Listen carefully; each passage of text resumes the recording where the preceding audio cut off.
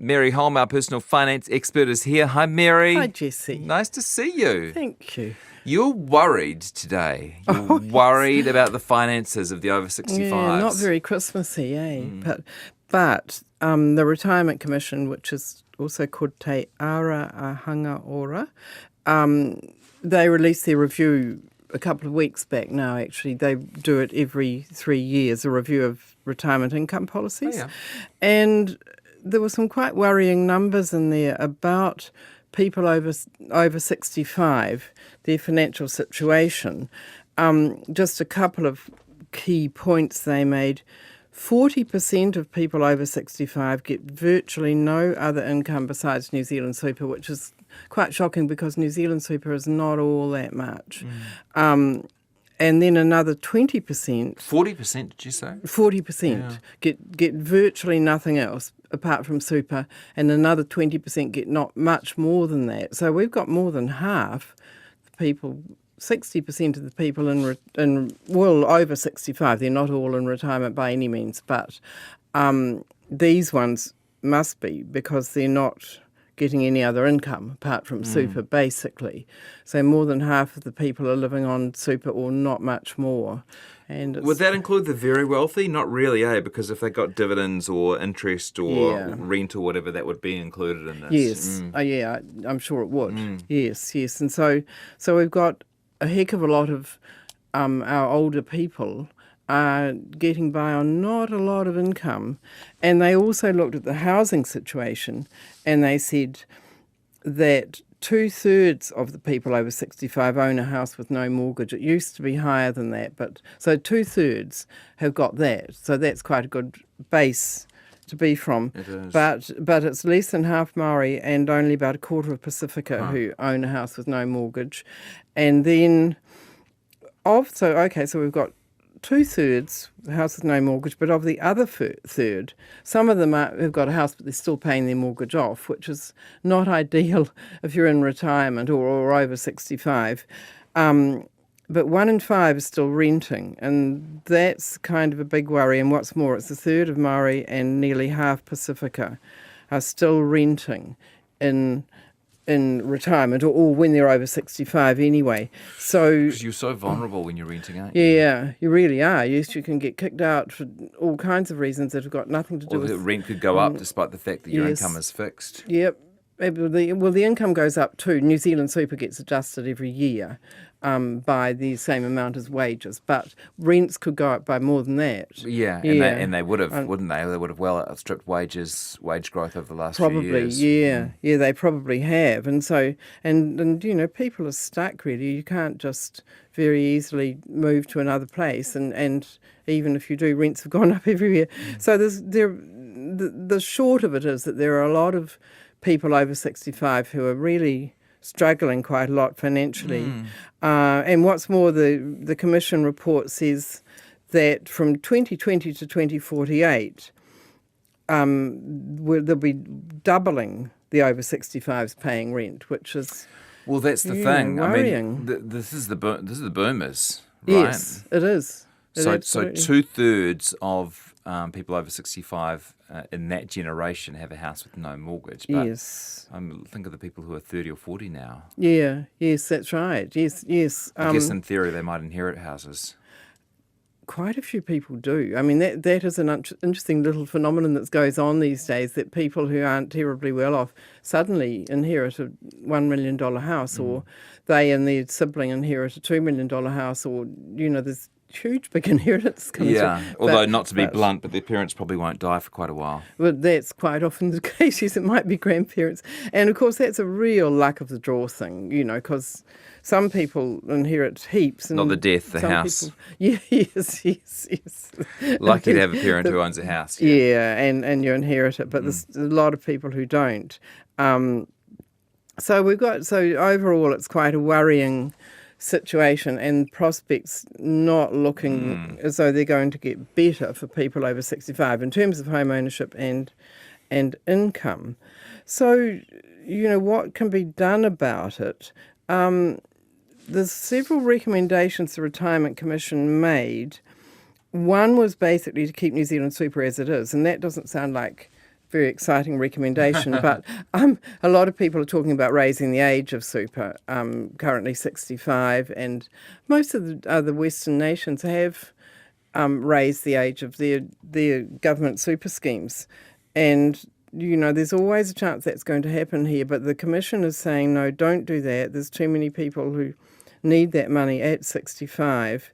They're also calling for better information on what's called decumulating KiwiSaver, which means spending it in retirement. That a lot of people don't really know how to handle their KiwiSaver money in retirement. Decumulation. Terrible word, isn't it? But better info. Yeah. How's that going to help? Better info. What problem's that going to solve?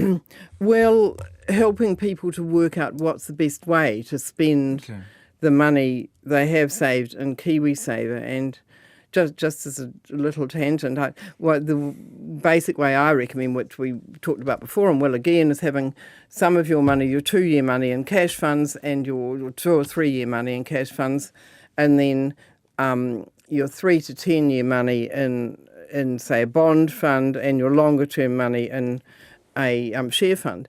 But I just realised fairly recently that quite a lot of KiwiSaver providers won't let you take money out of just one of your funds. So if you're in retirement in KiwiSaver and you've got money in more than one fund, and I'm suggesting you take your money out of the low risk fund, and quite a few of the providers say, no, you've got to take it out of all your funds equally. And so I've got a bit of a campaign going in my Herald column, actually, and naming the providers. Yeah, you should. Naming the providers that let you do that and the ones that don't. ANZ, the biggest KiwiSaver provider of all, currently doesn't let you. Although I had somebody write to me this week and said, well, we're with ANZ, and we did. And then ANZ came back and said, well, sometimes we do let people, but for the most part they don't.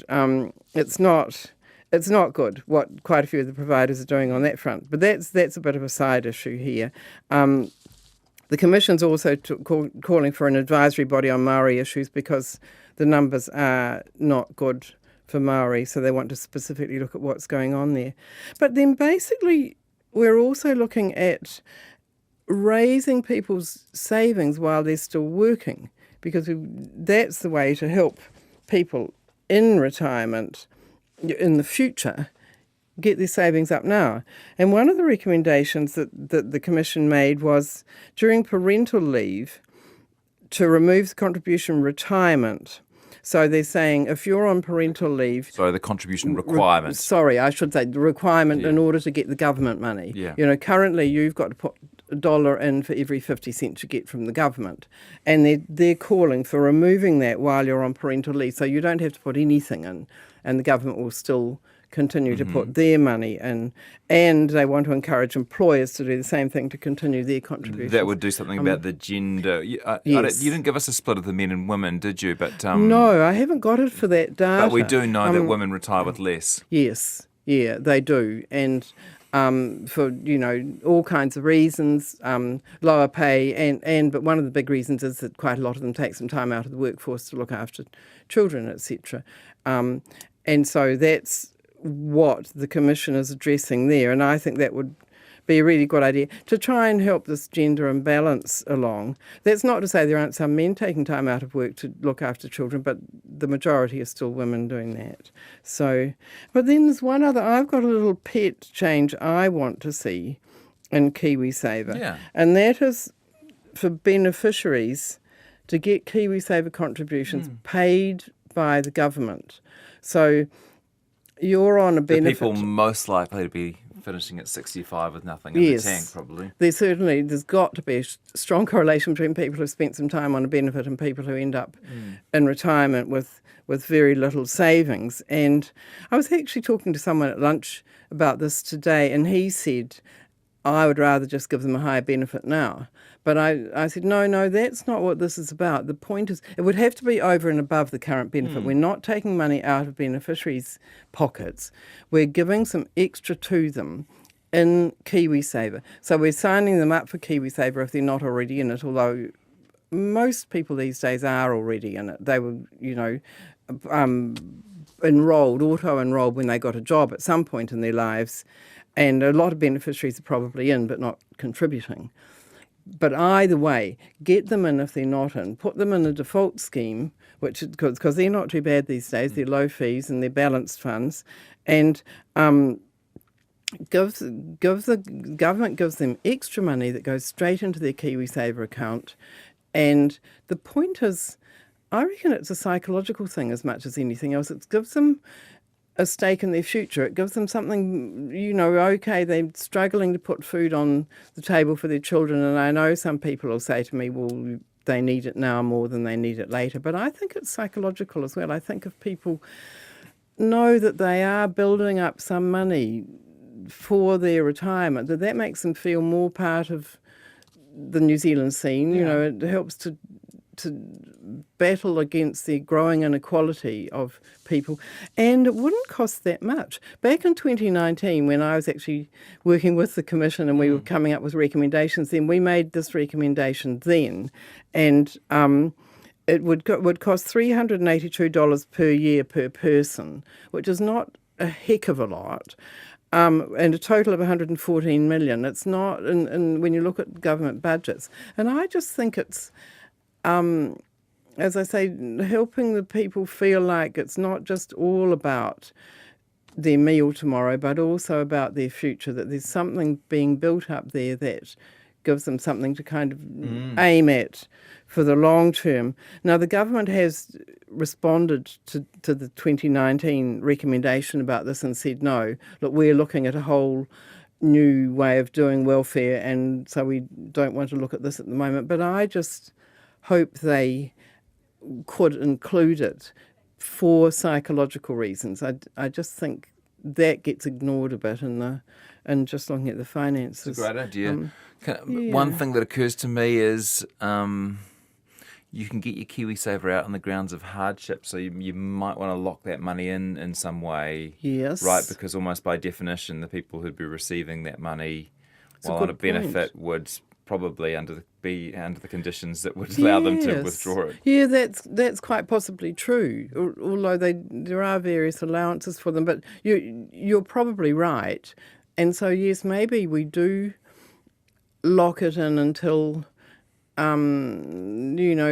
they get off the benefit or something. I mean, that is a good point. Okay, something to think about, but certainly not a reason to count it out. That's, good idea. And what I would also like to see would be to extend it to prisoners.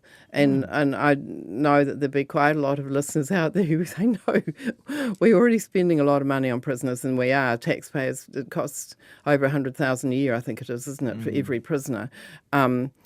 That's a whole other issue. But I just think the same argument applies, that if they feel a little bit more like they're part of the mainstream and that they've got something there for their future to look forward to, that it could make a difference to their whole kind of attitude. Just help them feel part of the mainstream. You'd have to look at the numbers, but you can't help thinking that it's either money you'll spend now or money you'll spend later. Yes. That's absolutely right. I mean, for one thing, when you're in retirement, if you are living on only super, you can get a accommodation allowance, and there's various other allowances, and this could reduce those numbers theoretically. Yeah, if invested over a course of 20 or 30 years. Yeah. Thank you. It's a pleasure, Jessie. Hey, have a lovely holiday. See you next year. So, thank you for a wonderful year, Mary. Thanks, Jessie. I appreciate it. Thank you. Bye. Mary Holm has been in every couple of weeks on a Thursday afternoon this year, and for the last few years actually made a big difference for a lot of people.